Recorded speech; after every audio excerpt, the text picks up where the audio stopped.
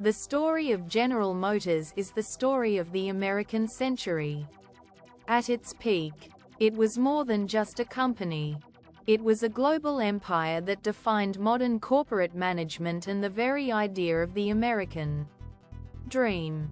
It began in 1908 in Flint, Michigan. William C.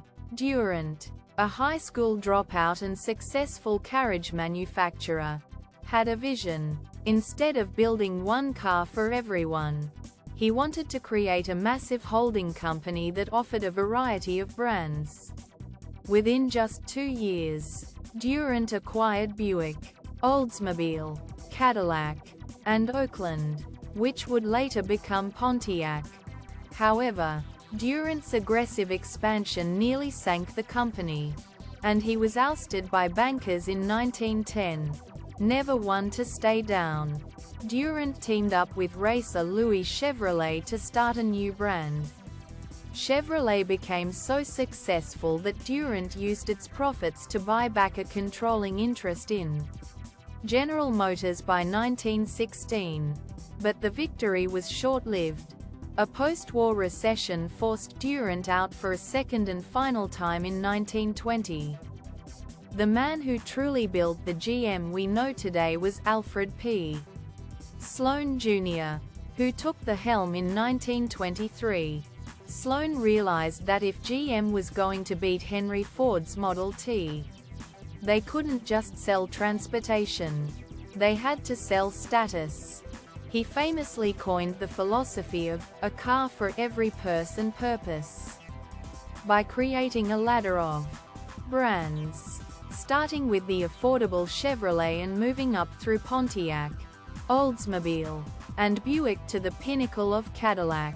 Sloan ensured that as a customer's wealth grew, they would stay within the GM family. Under Sloan, GM became a pioneer of planned obsolescence and annual model changes, encouraging consumers to trade in their cars every few years for the latest style. By 1931, General Motors had surpassed Ford to become the largest automaker in the world, a title it would hold for 77 consecutive years. When World War II broke out, GM transformed into the arsenal of democracy. The company halted civilian production and turned its massive factories over to the war effort, producing everything from tanks and airplanes to the engines for the landing craft used on D-Day. After the war, GM rode the wave of the 1950s economic boom. Icons like the Chevrolet Corvette and the tail-finned Cadillacs of the era became symbols of American power and optimism.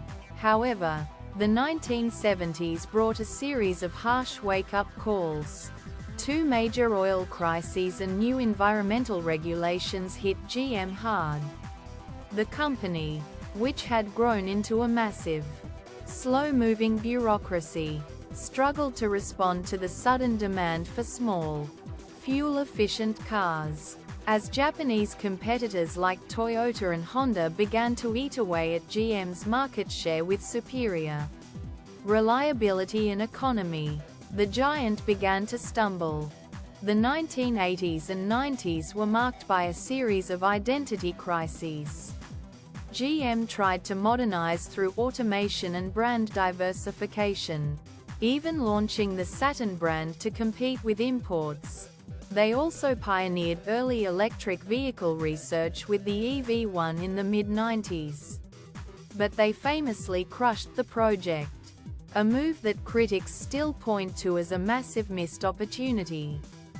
By the early 2000s, GM was heavily reliant on high-margin SUVs and trucks.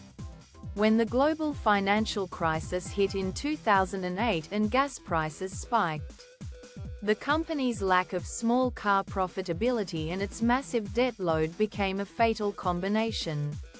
On June 1, 2009, General Motors filed for Chapter 11 bankruptcy. It was the largest industrial bankruptcy in American history.